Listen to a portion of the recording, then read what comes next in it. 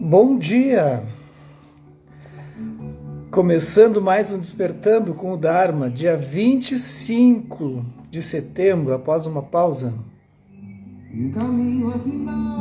Bom dia, Ana Paula. Bom dia, Isis. Bom dia, mãe. Olha só. Ah, a mãe não para. Como é que tá, mãe? Tudo bem? Bom dia, Simone. Fez a massagem, mãe? Bom dia, Carla. Bom dia.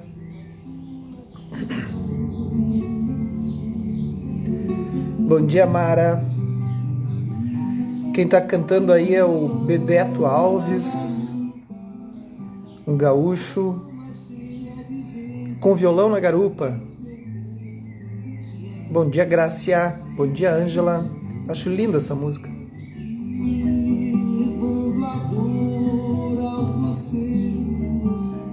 Dá-me um beijo, um gracejo, sem medo de... Bom dia, Ana Tereza. Como é que tá? Então é isso, bom dia, Eliana. Estamos retomando o Dharma após essa pausa. Bom dia, Deni. Bom dia, Sterley.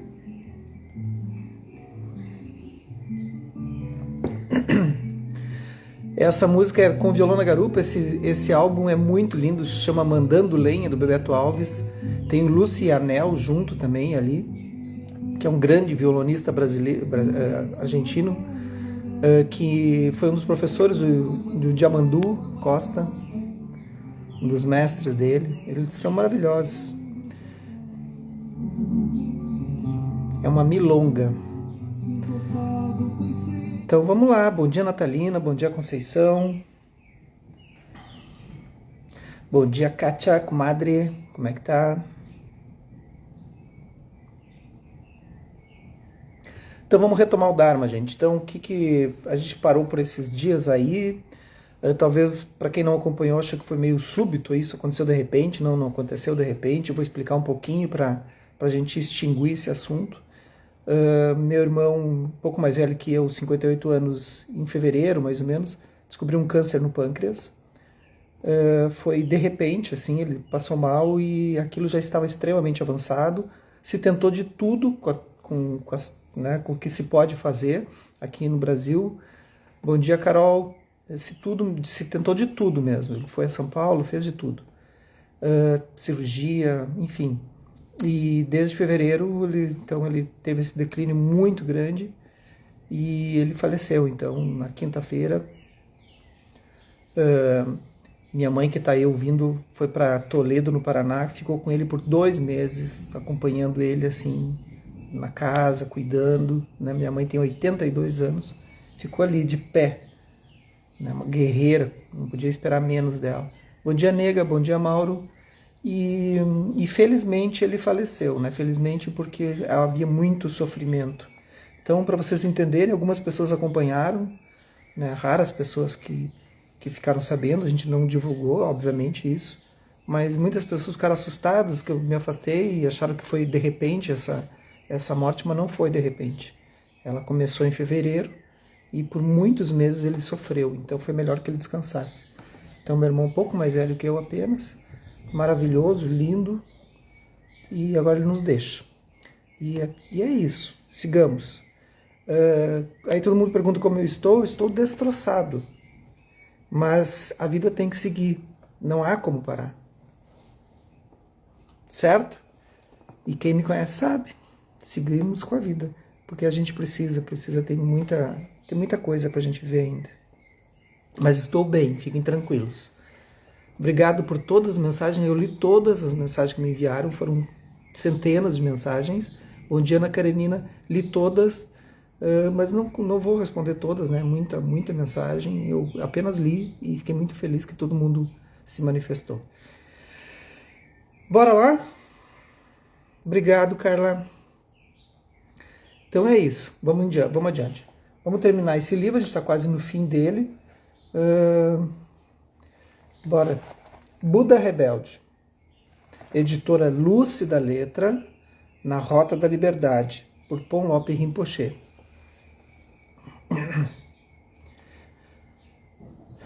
capítulo 14, quem está acompanhando. E segue chovendo no Rio Grande do Sul, gente. No Paraná estava 40 graus lá, um calor insano. Insano o calor. E aí a gente chega aqui e tá essa chuva sem fim aqui no Rio Grande do Sul. Uma linhagem do despertar. Bom dia, Lu. Como preservar uma linhagem de sabedoria? A sabedoria precisa ser passada geração após geração. Mas há uma diferença entre preservar uma tradução e institucionalizá-la. Podemos encher museus de artefatos budistas, podemos traduzir e reproduzir textos de mestres do passado e encher as bibliotecas do mundo com eles. Podemos documentar os rituais e códigos da sua cultura. Então ninguém correrá o risco de esquecer o budismo. Continuará em existência como uma relíquia fascinante, como tantas outras civilizações perdidas. Por outro lado, podemos preservar a sabedoria que está embebida nessa tradição ao estudá-la e praticá-la até o ponto em que despertamos.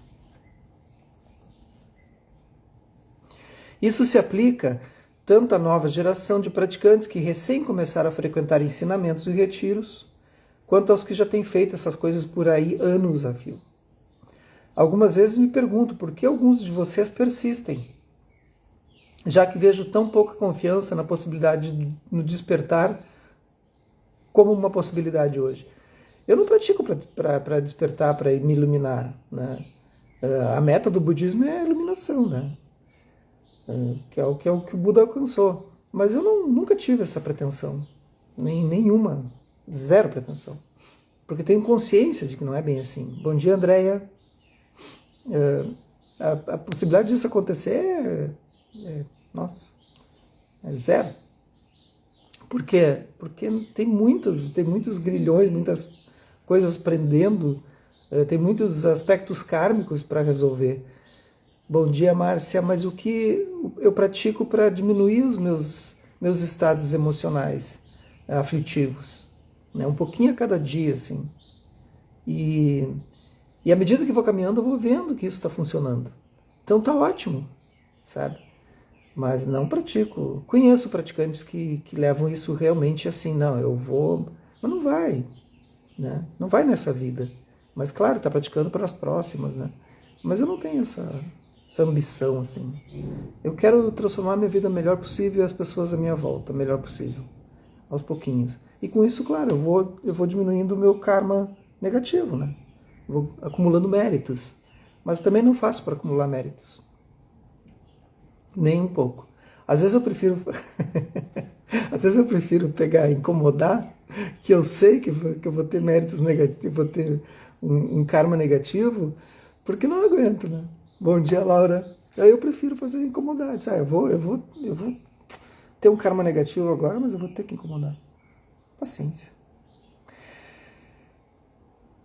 Talvez você pense que pode acordar 50% o suficiente para superar o estágio louco, mas não para ir até o fim na sabedoria. Porém, não é a mensagem do Buda, a intenção do budismo fornecer uma recuperação parcial da confusão. Claro que não, é total, né? A mensagem do Buda é que estamos despertos agora e que podemos, se nos aplicarmos, reconhecer isso. Se vive no Ocidente, é possível que duvide que essa mensagem se aplique a você. Você pode pensar, como é que vou me tornar um ser realizado? É impossível.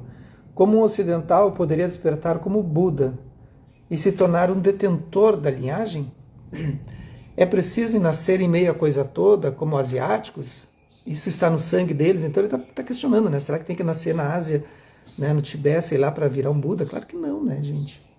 O Buda não nasceu no Tibete, né? Ele nasceu na Índia, nasceu em Lumbini, mas que hoje foi anexado.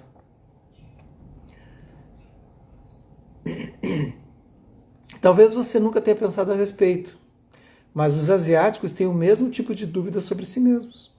Certa vez, Milarepa, o yogi...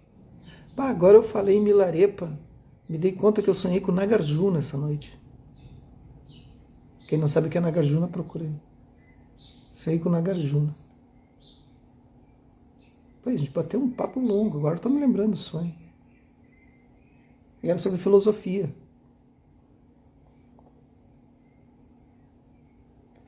Troço louco. Era sobre o karma.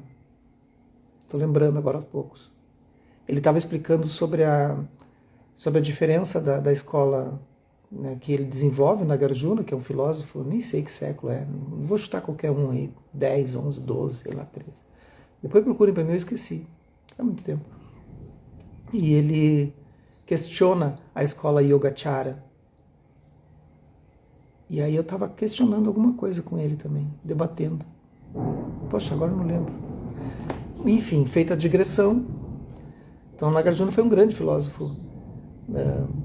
Muitos físicos atuais leem Nagarjuna, e físicos e filósofos leem Nagarjuna para tentar entender.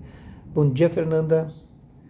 Certa vez, Milarepa, yogi tibetano iluminado, foi interpelado por um leigo que disse: que impressionante que você tenha atingido uma realização tão grande em apenas uma vida. Uma realização desse tipo só pode ser possível porque você é uma reencarnação de algum grande ser. De que o Buda ou Bodhisattva você é a emanação. Dessa perspectiva, mesmo ser tibetano não é suficiente, é preciso ser sobre-humano.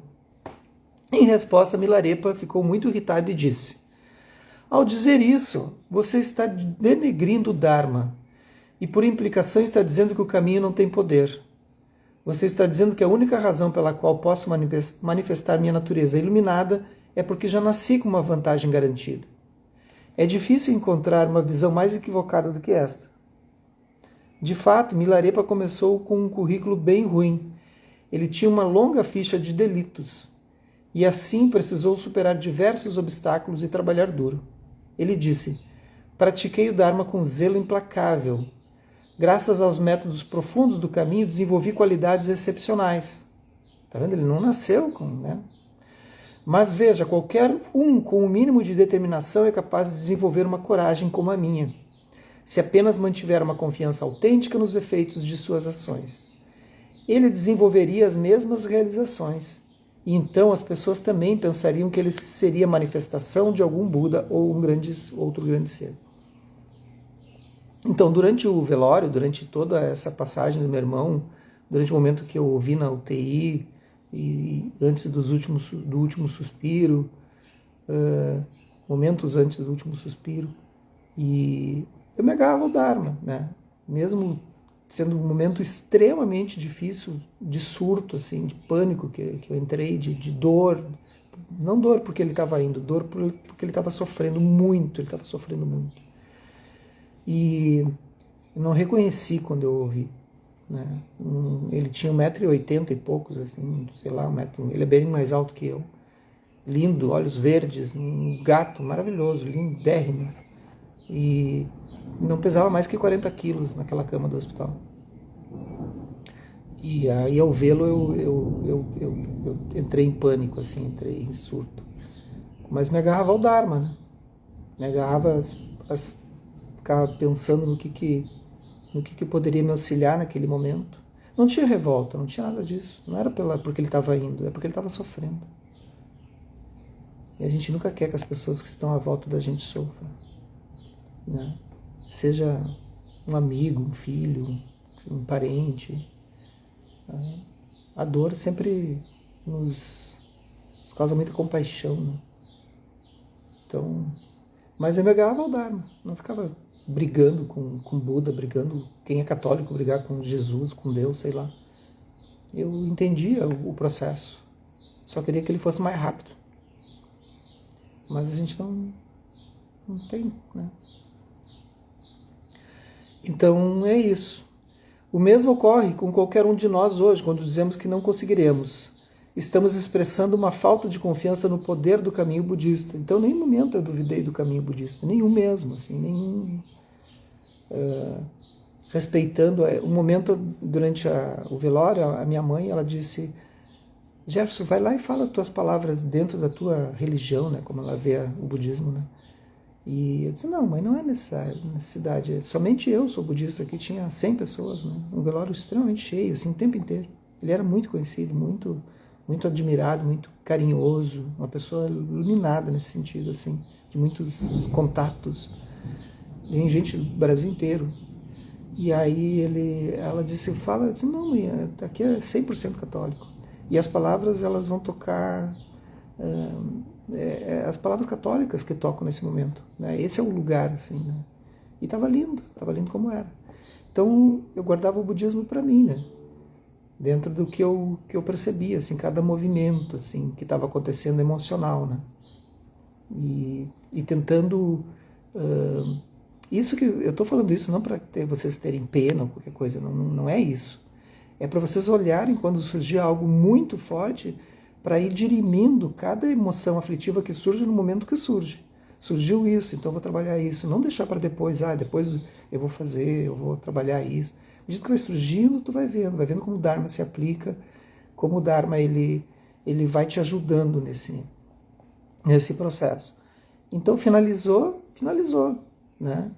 De fato, assim, não há mais nada a ser corrigido, é um caminho, o que foi. Emoções se sentem, né? Agora, tu ficar preso a isso e fazer com que essa dor fique te consumindo agora pro resto da vida, não vai funcionar. Não vai funcionar. Aí tu não acredita no budismo. Aí tu não acredita nas palavras do Buda, nos sutras, né? Não, aí não funciona. Então eu realmente acredito. Eu entendo que é um processo kármico que se dissolveu. Apenas isso. E que bom.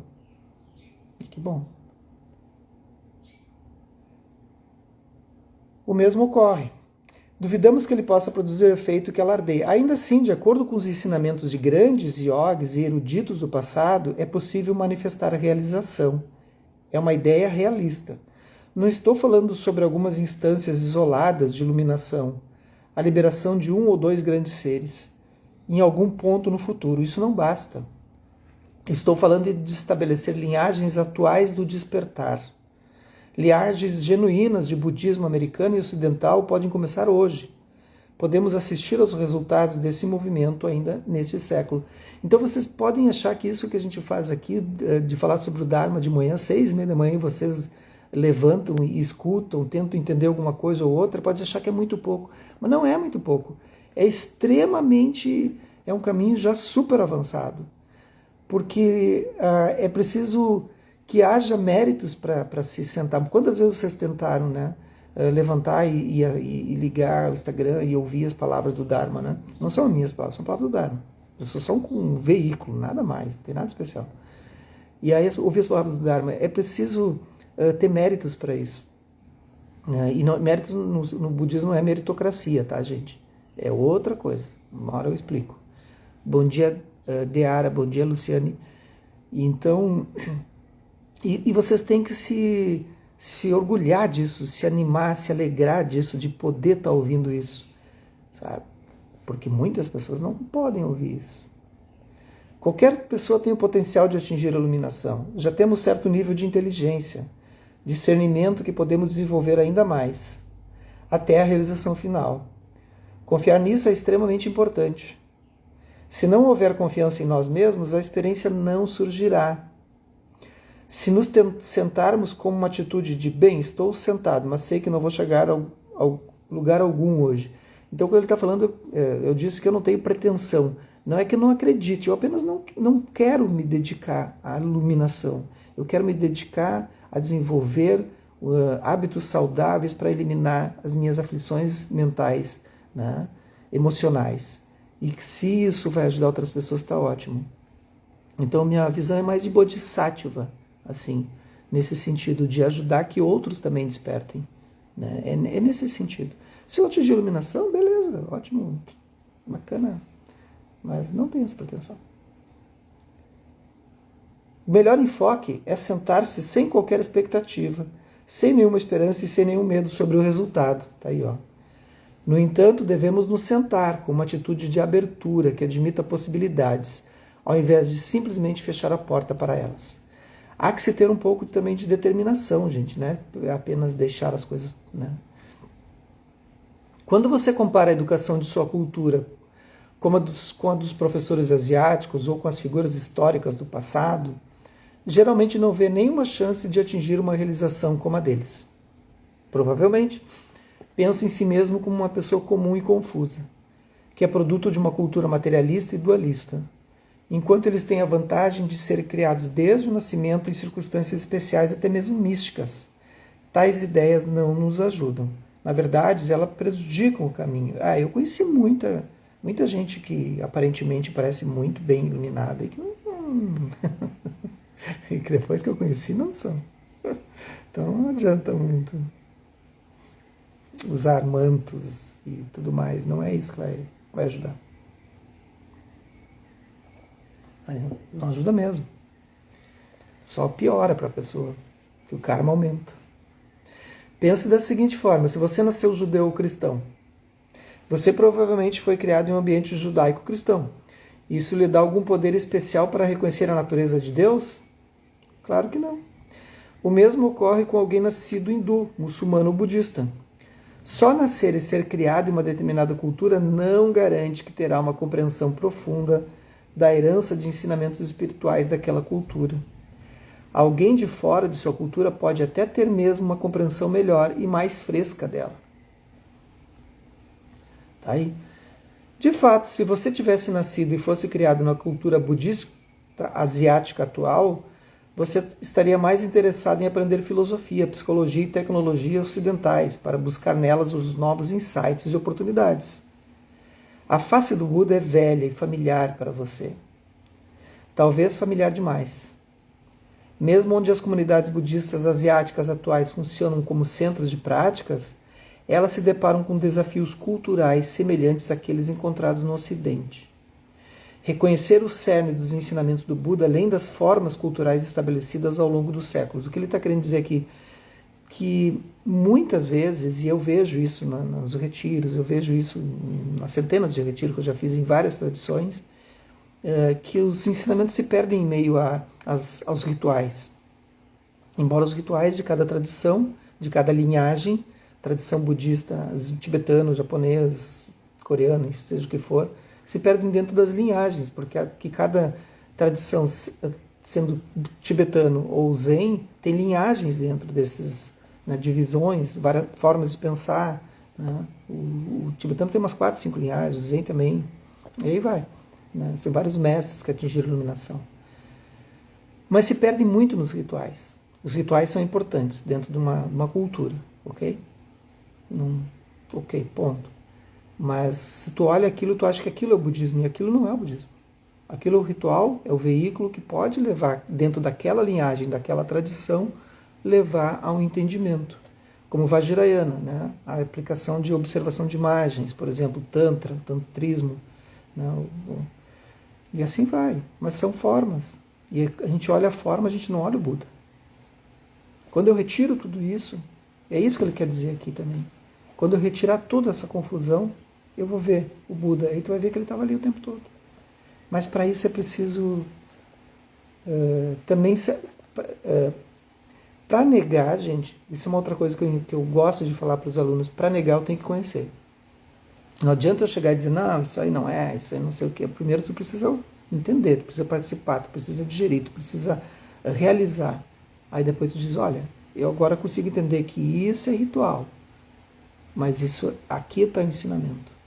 E isso leva tempo. Portanto, enquanto não podemos falar de trazer o budismo para as terras orientais, isso é a mesma coisa na religião católica. Vão na missa para ver. Quanta coisa tem. É toda uma firula da igreja, assim como uma firula no budismo. Tem muita coisa, assim. É meio que uma nuvem, assim. Atrapalha um pouco, na minha opinião. But é importante. Por que é importante? Eu vou remendar, senão depois vão dizer que eu falei bobagem aqui. O Buda histórico, Siddhartha Gautama, Sarvastasida, ele dava os ensinamentos de acordo com a compreensão de cada um. Para alguns era importante ter certos rituais, para alguns ele dava os ensinamentos de uma forma, conforme a compreensão de cada um. Para algumas pessoas é importante que elas passem a vida toda fazendo rituais. E elas não vão sair do caminho, vão sair muito pouco. Para outras, os rituais a gente retira. Né? Então ele deu vários ensinamentos conforme a compreensão de cada um, conforme o estágio que cada um está, estágio kármico de cada um. Compreensão igual karma. Acompanhar aí os budistas de plantão? Compreensão igual karma. Meu estágio de compreensão depende do meu karma. Como é que eu mudo o karma? Os próximos capítulos. Até que ponto as pessoas estão praticando rituais culturais e até que ponto elas estão mesmo despertando? Diz ele aqui. Não sou eu que estou dizendo, é o Ponlop, que viveu no meio do ritual. Esse dilema parece ser comum ao Ocidente e ao Oriente. Nesse sentido, podemos voltar e olhar o exemplo do príncipe Siddhartha, cuja jornada ao despertar começou quando ele seguiu para além das fronteiras de sua própria cultura. Estão vendo? Eu nem li isso aqui, nem me lembrava de ter lido isso. O jovem Buda foi outsider, quintessencial. Massa, né?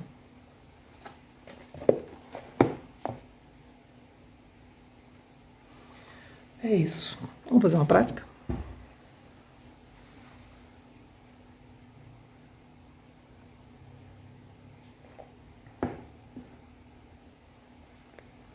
Então convido vocês a escolherem uma postura para hoje, segunda-feira, após vários dias sem Dharma aqui no Instagram, pelo menos.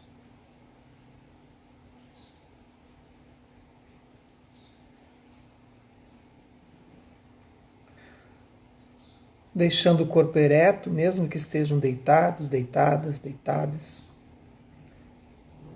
Alonguem o corpo, uma postura digna.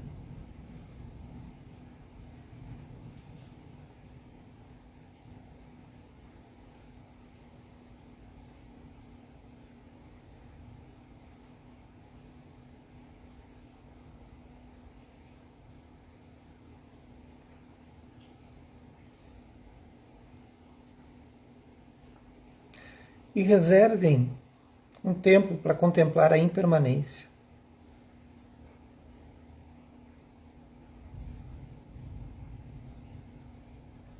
Para aceitar que tudo está mudando constantemente. Você pode começar ouvindo um som e observar que ele cessa. Ele surge,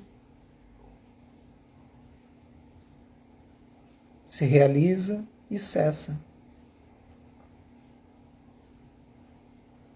Você pode observar até mesmo qualquer coisa que surja no corpo, uma contração, e logo em seguida vem um relaxamento. É novamente a impermanência acontecendo, nos dando ensinamentos para que a gente lide em momentos mais difíceis.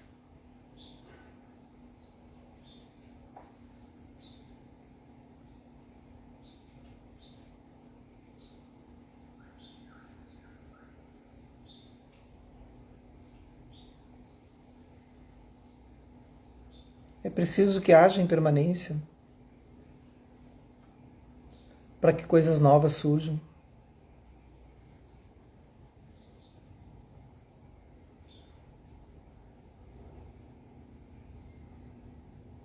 Para que se mantenha o fluxo.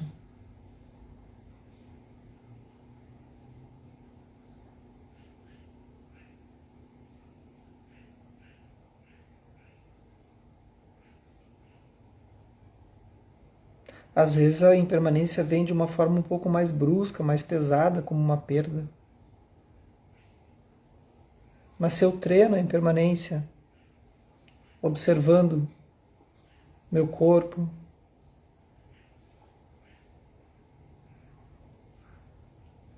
observando tudo à volta, que a cada instante tudo está mudando,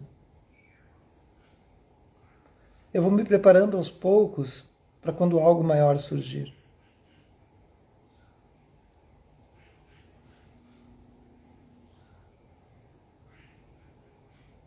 Sim, você sofrerá também, vocês podem estar pensando, mas o sofrimento também acaba.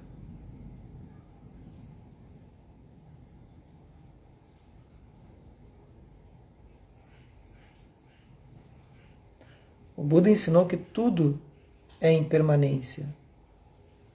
Não há nada que fique perdurando para sempre.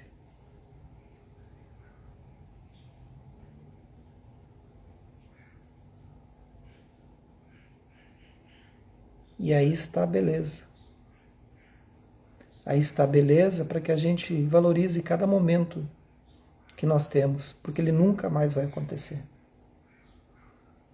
Este momento que estamos reunidos aqui agora e esse número de pessoas nunca mais vão se encontrar desta maneira. Só haverá esse momento, único, por toda a vida. Só haverá esse café que vocês vão tomar agora, naquele momento.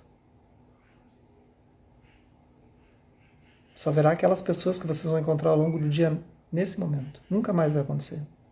Cada momento é único. Cada momento é único e nunca mais se repetirá. Então eu tenho que estar no momento presente, com que tudo o que aconteça eu esteja 100% nesse lugar. E depois entender que é preciso deixar partir.